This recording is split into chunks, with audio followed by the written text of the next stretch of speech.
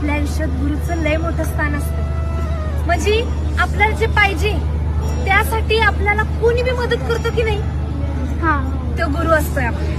मग त्या गुरुला वंदन करायचं, थँक्यू नाही म्हणायचं, आपण त्यांना वंदन करायचं. म्हणून आजचा दिवस साजरा करायचा. आपण त्यांचा आदर करतो की नाही, तसाच रोज आदर करायला पाहिजे. चला आपण बाई आणि सरांना देऊया फुलं. चला चला चला चला.